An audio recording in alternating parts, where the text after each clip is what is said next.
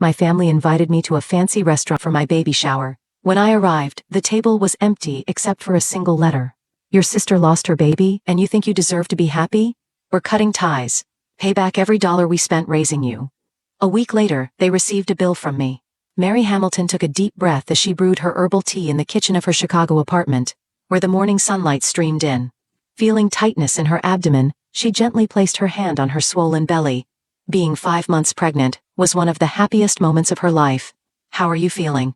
David, her husband, embraced her from behind and kissed her shoulder. A little tired, but happy, Mary smiled. I'm planning to check out the venue for the baby shower today. Mom said she picked out the perfect place. A momentary tension crossed David's face.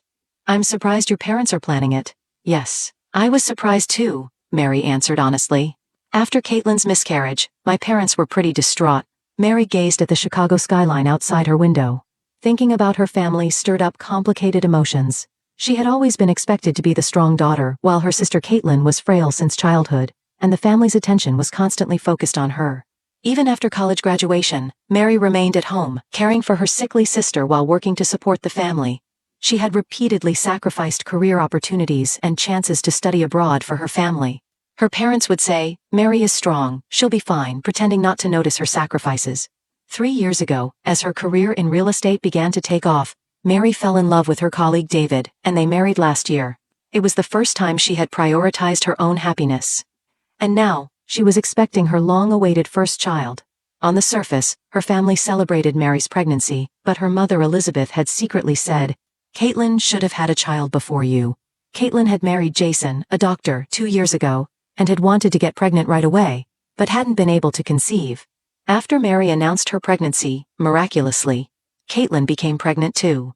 Their parents were overjoyed and placed more importance on Caitlin's pregnancy than Mary's. Mary sincerely wished for her sister's happiness, and downplayed her own pregnancy joy to support her sister. However, during Mary's 6th month of pregnancy, Caitlin suddenly miscarried. The entire family was deeply saddened, especially her parents, who became consumed with thoughts of Caitlin. When Mary tried to discuss her baby shower at this time, her mother coldly dismissed her, saying, "This is not the time to be thinking about such things." Still, a week later, her parents contacted her saying, "We've planned a baby shower for you." Mary was surprised and grateful, but felt something was off. "Families are complicated, David," Mary said, squeezing her husband's hand. "Yours especially," David answered frankly. "They're not fair to you. They don't seem to realize how much you've sacrificed for them." "Their family," Mary made excuses as usual. "They have their own way of showing love." David said nothing, but concern showed in his eyes. He worried about Mary continuing to sacrifice herself for her family. But knowing his wife's strength and patience, he respected her judgment. "What's the plan for today?" David changed the subject. Mom called. "She's reserved Blue Sky, the most reputable restaurant in Chicago. I'm going to meet her to discuss the baby shower arrangements." "That's wonderful," David answered with a smile.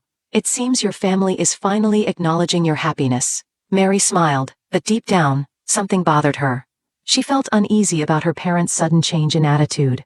But today was the baby shower planning meeting she had been looking forward to. After years of living up to her family's expectations, Mary wanted to believe that the day had finally come when she would receive blessings for herself. Mary parked her car in front of a Blue Sky, a high-end restaurant in Chicago's River North District. The city was vibrant on this weekend afternoon, but her heart was unsettled. Still, she put on a smile as she got out of the car and took a deep breath. Her light blue maternity dress complemented her eyes, shimmering in the spring sunshine. "What a lovely restaurant," Mary murmured to herself. She had mixed feelings about her parents choosing such an upscale restaurant for her. Having felt like a second priority in her family for years, she couldn't believe this sudden consideration. Entering the restaurant, she was greeted by elegant decorations and a refined atmosphere. Crystal chandeliers sparkled from the ceiling, and tables with white tablecloths were neatly arranged. "Reservation for Hamilton?" the hostess asked politely. "Yes," Mary replied. "For a baby shower." "Of course, we've been expecting you." The hostess smiled warmly. "We've prepared a private dining room. This way, please." Mary followed the hostess down a quiet hallway away from the main dining area. Feeling her baby's heartbeat, she was filled with gratitude for this day. After years of serving her family, she finally had her own day of celebration. "Here we are." The hostess stopped in front of a decorated door and smiled at Mary. "Congratulations." "Thank you," Mary replied sincerely. After the hostess left, Mary took a deep breath. Her parents, sister and friends should be waiting behind the door. With her heart full of joy and anticipation, she reached for the door. Expecting to hear "Congratulations, Mary," when she opened the door, her smile froze. The room was empty. There was just one table with a white tablecloth and a small envelope placed on it. No decorations, no words of congratulations, just silence to greet her. What is this? Mary entered the room, confused. Had she gotten the time wrong? She checked her phone, but it was indeed the appointed time. With trembling hands, she picked up the envelope on the table. Her name was written in her father's handwriting. Anxiety gripped her chest. Opening the envelope, she found a note and several sheets of paper. Mary unfolded the note and began to read to Mary. "Now that Caitlin has lost her baby, you don't have the right to be happy alone. We've decided to end our relationship with you. We want you to repay all the money we've spent on raising and educating you. A detailed invoice is enclosed. This is our final word to you. Robert and Elizabeth." The color drained from Mary's face. Her vision blurred and she felt unsteady. She collapsed into a nearby chair. With shaking hands, she took out the enclosed invoice. It was itemized in detail: education costs from kindergarten through college, food expenses for 18 years, medical costs and more, totaling, "Is this a joke?" Mary stared at the paper in disbelief. She felt a pain in her chest and couldn't breathe. Her baby moved inside her, bringing her back to reality. Suddenly, the door opened, and a concerned waiter peered in. "Ma'am, are you all right? Are the other guests still coming?" Mary stood up, trying to hide her distress. "No, it seems they won't be coming. Please cancel the reservation." "Certainly. Would you like to order something to eat?" "No, thank you." After the waiter left, Mary sat down again, staring at the letter and invoice. She wasn't aware of the tears streaming down her cheeks. Never in her life had she felt so betrayed and abandoned. "Why?" she whispered in a trembling voice. "Why would they do this?" Mary had always devoted herself to her family. Even after graduating from college, she had sacrificed her career to stay home, taking care of her sickly sister while working to support the family. She had given up her dream of studying abroad and prioritized her family's happiness over her own desires. And now, just when she had finally found her own happiness, this was how they treated her. Mary finally found the strength to stand up. She carefully tucked the invoice and letter into her handbag and staggered out of the restaurant. Outside, she spotted a familiar car across the parking lot. It was her parents' car, and standing next to it were her parents and sister. They had been watching her reaction. Mary stopped in her tracks. When her parents and sister saw her, they got into their car without a word and drove away. At the last moment, Caitlin looked back, and their eyes met. There was sadness and regret in her eyes, but she too said nothing as she got into the car. With tears blurring her vision, Mary returned to her car. Sitting in the seat, she rested her forehead on the steering wheel and broke down sobbing. Her baby moved again, and she instinctively placed her hand there. "It's okay, baby," she whispered. "You have mommy and daddy." That's enough. Before starting the engine, Mary took a deep breath to calm her emotions. She considered calling David but wasn't ready to sort through her feelings yet. Instead, she decided to go straight home. As she drove, anger and sadness intermingled in Mary's heart. But beneath that, something like determination began to sprout. She had endured enough. She had sacrificed enough. "It's time to end this," she said quietly. Thinking about the invoice her parents had sent, memories flooded back to her. How she had secretly supported them when her father's investments failed and the family struggled financially. How she had nursed her mother without compensation during her illness. How she had covered Caitlin's expensive medical treatments. Her own dreams and time sacrificed for the family. Invoice. Mary couldn't help but smile. It was a smile tinged with sadness, but with strength hidden within. If they're sending me an invoice, perhaps it's time I send them one too. By the time she reached her apartment, a new determination had blossomed in Mary's heart. There were no more tears. Strength resided in her eyes. Though hurt by her family's actions, she had resolved to stand up for herself and her baby. "Mary, what happened?" David immediately sensed something was wrong when he saw his wife's face. Mary quietly closed the door and entered the living room. Her expression was hard, her eyes red and swollen, but there was a new light of determination in them. It wasn't a baby shower. Mary took out the envelope from her handbag with trembling hands. "This was my family's gift." David took the envelope with a confused expression and began to read the contents. As he read on, his face turned red with anger. "Unbelievable. They're insane." David was furious. How could parents do this to their own child? Mary sat on the sofa, covering her face with both hands. The emotions she had been suppressing for so long burst forth at once. I've always been there for them, she said, crying. Even after college, I sacrificed my career to stay home. I gave up my dream of studying abroad to pay for Caitlin's medical expenses. And yet David sat next to Mary and embraced her. Over the years he had seen how Mary sacrificed herself for her family. But this betrayal was beyond imagination. You don't owe them anything, David said quietly but firmly. If anything, they owe you. Those words sparked a memory in Mary. She suddenly looked up. Yes. She slowly stood up and headed to the study. David, can you help me? From the closet in the study, Mary pulled out a large cardboard box labeled Family Papers. She placed the box on the floor and opened the lid. What's this? David asked with curious eyes. Evidence of my relationship with my family over the past 10 years, Mary answered quietly. She began taking out documents one by one. Right after I graduated from college, my father failed in his investments and took on a lot of debt. I gave most of my starting salary to them so they wouldn't lose the house. She continued to take out more documents. Bank transfer records, payment certificates, handwritten notes, all organized chronologically. Caitlin's expensive treatments, my parents' mortgage payments, my father's debt restructuring after his business failure, I secretly paid for it all. David looked at the documents with a surprised expression. You paid for all of these? Mary nodded. My father was a proud man. He didn't want his financial failures known to the world. So I supported them behind the scenes, while pretending on the surface that my father was paying for everything. David was trying to understand the situation while checking the documents one by one. So your family thought they were financially independent, but actually you were supporting everything behind the scenes? Yes, Mary answered while organizing the mountain of documents. My father asked me to keep my support secret from the other family members for the sake of his pride. He made my mother and Caitlin believe that he had solved everything. David held his head. Good grief. And they sent you an invoice for, ironic, isn't it? Mary gave a bitter smile. In reality, the amount I've paid them is much more. She took out another file and handed it to David. It contained a detailed record of expenditures over the past 10 years. The total amounted to... Why such detailed records? David asked in surprise. Mary gazed out the window as she answered. At first, it was just for household management. But as time went on, I began to feel something was wrong. My father would accept my support but always ignored my contributions at the company. My mother prioritized Caitlin over me and didn't consider my feelings. And Caitlin, she faltered. Didn't Caitlin know? David asked. No, none of them knew. My father made me promise that. For the family's honor, he said. Mary sighed. But thinking about it now, it wasn't for the family's honor but to protect my father's pride. David and Mary talked all night. Emotions ran high, tears flowed, and sometimes anger exploded. But by morning, a new determination shone in Mary's eyes. I need to show them the truth, she said with resolve on her face. I won't support them in secret anymore. I won't allow my value to be denied anymore. David squeezed his wife's hand. What are you going to do? First, I'll contact a lawyer, Mary answered calmly. I'll ask them to legally document all the financial support I've provided to my family over the past 10 years. She explained her plan further.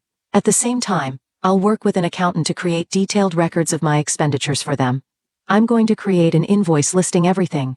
My father's debt repayment, Caitlin's medical expenses, my parents' mortgage payments. Are you seeking revenge? David asked worriedly. Mary shook her head. This isn't revenge. This is about revealing the truth, showing how unfair they've been to me, and above all, freeing myself from years of silence.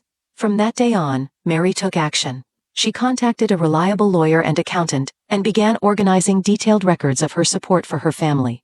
Every day after work, she spent hours in her study reviewing past records and finding necessary documents.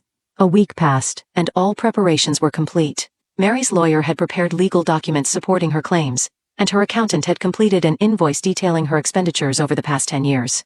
The total was an astonishing figure, Mary murmured, staring at the invoice. This is what I've paid for my family. David placed his hand on her shoulder. Are you really going to send this? Mary answered while gazing out the window. I am, but not to demand money from them. I want them to know the truth. She attached a letter to the invoice. Dad, Mom, Caitlin, I received your invoice. Here is my invoice to you. This is a record of the financial support I have provided to you over the past 10 years. It includes repayment of Dad's debts after his investment failure, Caitlin's medical expenses, mortgage payments, and more. However, this invoice is not a demand for repayment. I just want you to know the truth. Now that you've decided to abandon me, I will no longer support you in secret. I will live my life and my child's life. Because I love you, I'm telling you the truth. Mary. Mary slowly sealed the envelope containing the letter and invoice. Her hands were trembling, but her heart was strong and full of determination. I'll send this tomorrow, she told David. And then, I'll start a new life. That night, Mary slept peacefully for the first time in a long while. Her baby was moving energetically in her belly, as if blessing the mother's new determination. It's okay, baby, Mary whispered gently. We'll be strong. And we'll live surrounded by people who understand the true meaning of family. It was a rainy Wednesday morning when the mail carrier came to the Hamilton family's front door. Robert opened the door and received the envelope. The moment he saw the sender's name, his expression clouded. Who's it from? Elizabeth's voice came from the kitchen. It's from Mary, Robert reluctantly answered. He brought the envelope to the living room and sat on the sofa. Elizabeth and Caitlin also gathered around him, driven by curiosity. Since the baby shower last week, they had not been in contact with Mary at all. They had expected words of anger or pleas from their daughter, but such a prompt reply was unexpected. Open it, Elizabeth urged. As Robert slowly opened the envelope and took out the contents, a thick bundle of documents appeared. On top was a handwritten letter. The room fell silent as he read the letter aloud. Robert's voice was trembling when he uttered the last words. He turned to the documents following the letter.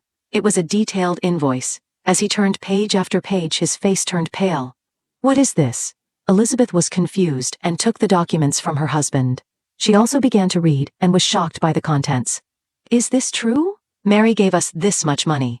Caitlin also peered at the documents and took some of them. My medical expenses, she said in a trembling voice. Mary paid for them? Not Dad. Robert covered his face and sat down. After a long silence, he finally spoke. It's true, he admitted in a low voice. I failed in my investments, and we were about to lose everything. Mary offered to help. Without her support, we would have lost this house too. Elizabeth was furious. Why didn't you tell me? For over 10 years I knew nothing. I was too proud. Robert's shoulders slumped. I couldn't admit failure. I didn't want to show weakness to my wife and younger daughter. And what did we do to such a daughter? Elizabeth shook the documents. During her happy time, we cut her off. Look at this invoice. See what Mary has done for us. Caitlin was in tears. My college tuition, medical expenses, my sister paid for it all. She trembled as she checked each item on the invoice. I always only thought about myself. I didn't know what Mary had done for me. She never mentioned it, Robert sighed. That was our agreement. For the family's honor. Honor? Elizabeth raised her voice. For your pride, right? And now, we've hurt our daughter. Instead of celebrating her pregnancy, we did such a terrible thing. Her words turned into sobs. What horrible parents we are. The three of them sat in silence for a long time. The invoice and letter spread out on the coffee table revealed the truth of their lives. We need to contact Mary. Caitlin was the first to stand up. We need to apologize. Explain. She took out her cell phone and called her sister's number, but the call was transferred to voicemail. She's not answering. She slumped her shoulders. Of course, Robert said quietly. We betrayed her. Elizabeth stood up, wiping her eyes with a handkerchief. Let's go to her apartment. We must apologize in person. The three of them immediately got into the car and headed to Mary's apartment. But when they arrived, a new shock awaited them. According to the apartment manager, Mary and David had moved out 2 days ago. Do you have their new address? Elizabeth asked anxiously. I'm sorry, but they asked me not to share their forwarding address, the manager apologetically replied. The three returned to the car, disappointed.